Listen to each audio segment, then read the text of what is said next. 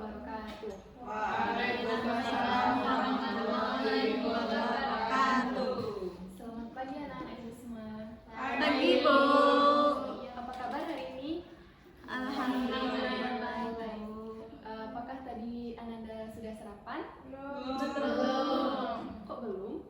Tidak terbangun. Lain kali dibiasakan untuk sarapan ya, agar tidak lapar untuk menjalani pembelajaran kita pada hari ini. Nah, sebelum kita memulai pembelajaran pada hari ini, pastikan di kanan, kiri, depan, dan belakang ataupun di kolong meja dan semua tidak ada sampah agar suasana belajar kita hari ini menjadi lebih kondusif.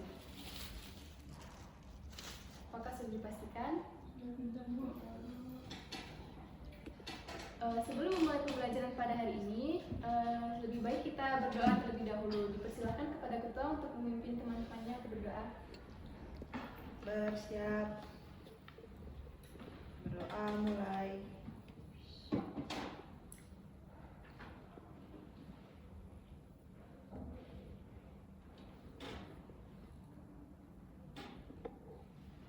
Berdoa bersajri salam. Assalamualaikum warahmatullahi wabarakatuh.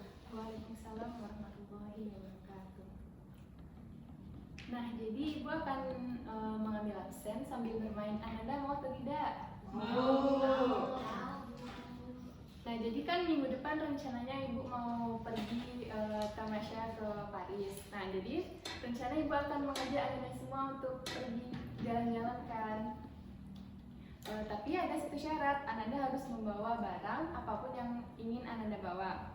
Nah, jadi apabila nanti Ibu panggil nama Ananda, Ananda harus menyebutkan barang apapun yang ingin Ananda bawa. Ingat ya, kata kuncinya adalah kata Paris. Baiklah, Sumi Fitri Aida, barang apa yang ingin Sumi bawa untuk besok pergi ke Paris?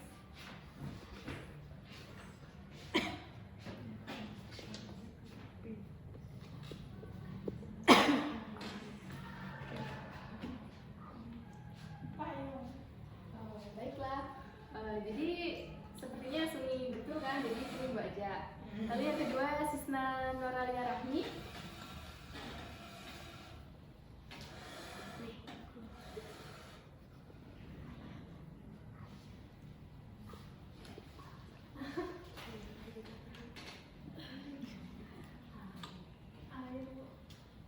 Oke, berarti Sisna juga kita ajak ya. Lalu ada Dina Raini. Roti, Bu. Oke, benar. Lara Setia Zura. Dompet, Bu. Ingat ya Nanda, kata kuncinya adalah kata Paris. Berarti Iya. Lara Aulia Putri. Ramen, Bu. Benar-benar. Lalu Yuli Desiati.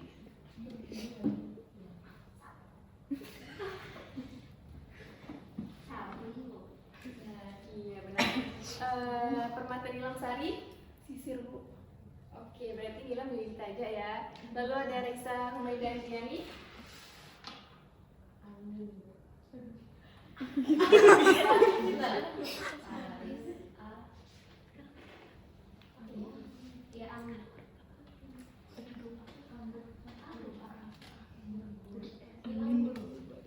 Oke, lalu ada Veronica Kristiani Gurni.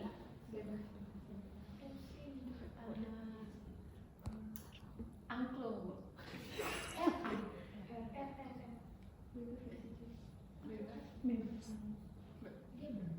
Oke, berarti Vero juga kita aja ya. Lalu ada Gina Salsabila. Buat pistol, Bu. Sekali ya Ginanya. Oke, boleh. Lalu ada Nurul Fadila. Powerbank, Bu. Benar. Selanjutnya kita ada Taskia Yuanda. Taskia ingin membawa apa? Rambutan. Oke, berarti buat cemilan ya di jalan ya. Dan terakhir yaitu ada Nursa Fitri. Saya bawa ayam, Bu. Nah, kembali kita fokuskan kepada pembelajaran hari ini. Ada yang tahu nggak Ibu hari ini akan mengajar untuk materi apa? Osmosis Bu. Nah, benar yang dikatakan oleh Nurul. Jadi apakah dari anak-anak Ibu ini ada yang mengetahui apa itu osmosis? Ya Bu. Nah, silahkan dijelaskan Rara. Osmosis itu perpindahan molekul pelarut seperti air melalui membran semi permeabel dari larutan yang berkonsentrasi rendah atau hipotonis ke daerah berkonsentrasi tinggi atau hipertonis. Betul seperti yang dikatakan oleh Rara, osmosis merupakan proses perpindahan molekul air melalui membran semi permeabel dari daerah dengan konsentrasi yang rendah menuju ke daerah konsentrasi yang lebih tinggi. Di sini Ibu akan menjelaskan proses osmosis.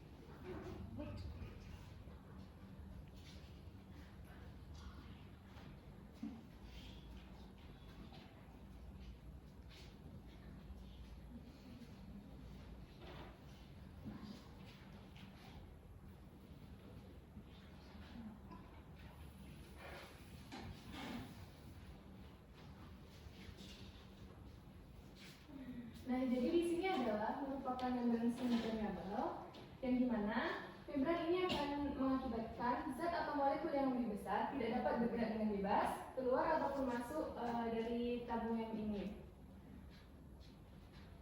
Seperti yang kita lihat, ini diibaratkan dengan gula, yang mana gula ini tidak akan bisa melewati membran semi permeabel ini karena yang dapat melewati membran semi permeabel ini hanyalah molekul air. Yang sama-sama kita lihat, jumlah bulatan di sini akan tetap sama dengan jumlah bulatan yang di sebelah sini. Berbeda dengan konsentrasi larutan yang berada di sebelah tabung sebelah kiri, dia lebih rendah daripada konsentrasi larutan yang berada pada tabung sebelah kanan. Inilah yang dinamakan proses osmosis, karena larutan yang berada dari daerah konsentrasi yang lebih rendah akan berpindah ke larutan yang berada pada tabung sebelah kanan, di mana konsentrasi larutannya lebih tinggi daripada konsentrasi larutan yang berada di tabung sebelah kiri. Nah, tadi Ibu di rumah telah mencobakan kentang yang telah direndam di dalam air biasa dengan kentang yang telah direndam di dalam air garam. Di sini Ibu akan membagi menjadi 2 kelompok dan memberi Ananda waktu 10 menit untuk mengamati fenomena ilmiah apa yang terjadi dalam kedua kentang yang telah direndam dengan larutan yang berbeda. Silahkan diamati terlebih dahulu.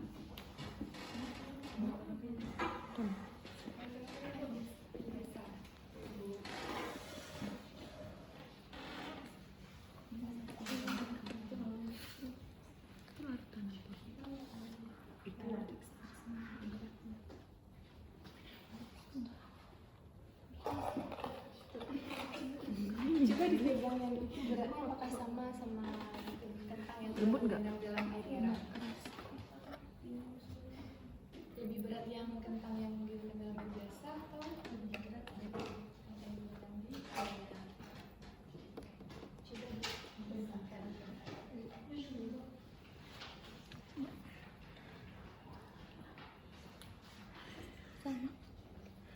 berat lagi. Coba. Pulang Mbak. Iya. 3 bulan. Ini berat nih. Pipit bukan sponsor ini. Bikin apa? Ini berat. Jadi saya dapat dirasakan perbedaannya Putri. Bisa Bu. Bisa. Asyik banget Bu. Bisa Bu.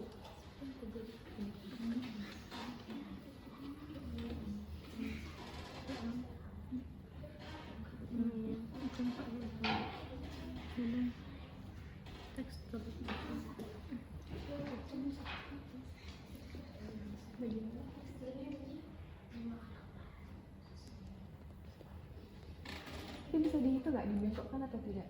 Bisa. Nggak patah kan? Enggak. Jadi lebih elastis ya. Coba itu. Lunak ya. Dibengkokkan tekstur. Nah, coba gantian.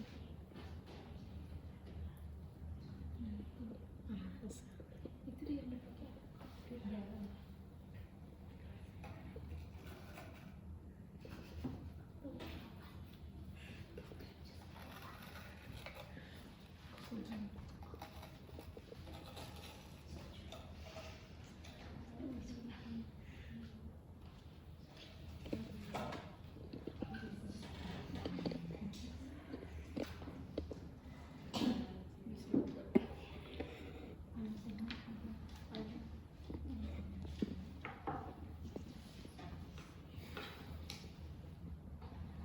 Nah, apakah sudah selesai percobaannya, Mama semua? Nah, baiklah. Jika sudah selesai, silakan perwakilan kelompok untuk menuliskan hasil pengamatan mengenai fenomena ilmiah apa yang terjadi ke papan tulis. Siapa yang ingin menuliskan? Silakan.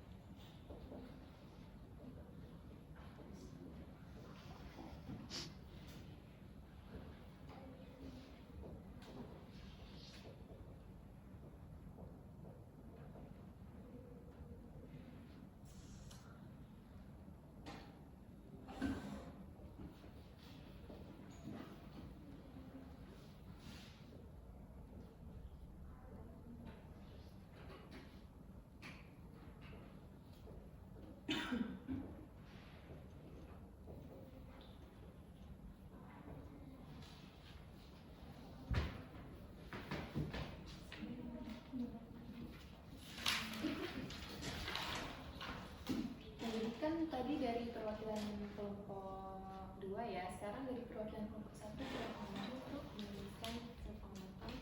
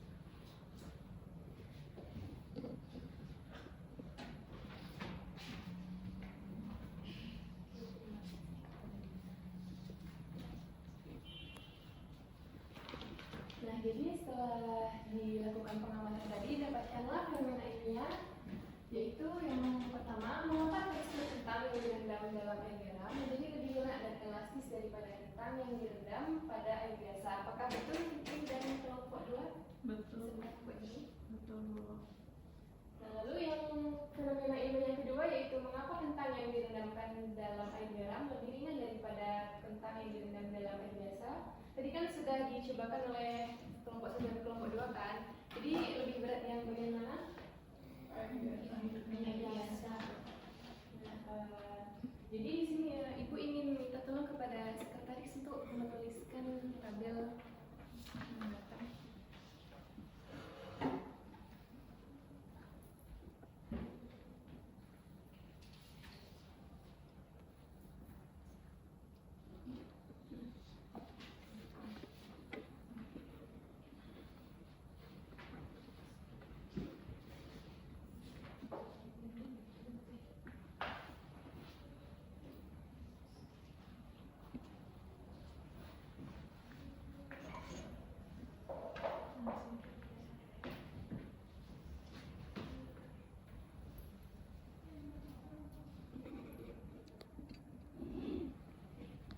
Bu, izin Bu bawa ke kamar mandi. Silakan.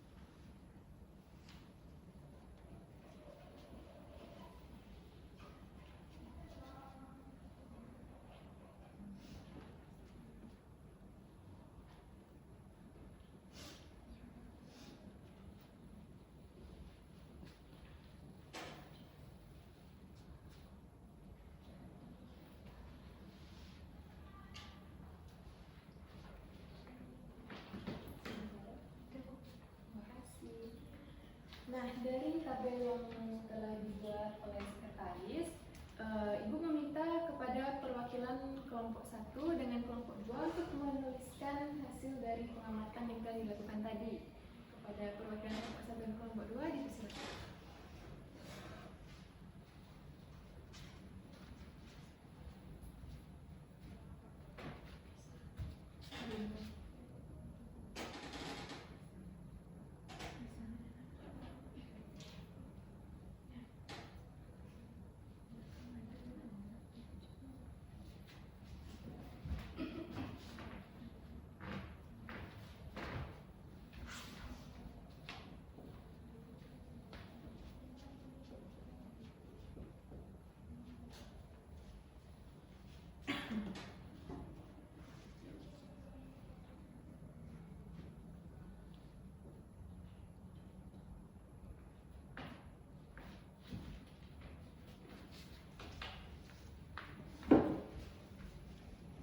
Nah, jadi betul yang telah dibisikan oleh teman-temannya, di mana kentang yang direndam di dalam air garam, teksturnya akan lebih elastis dan lebih lunak daripada kentang yang direndam di dalam air biasa.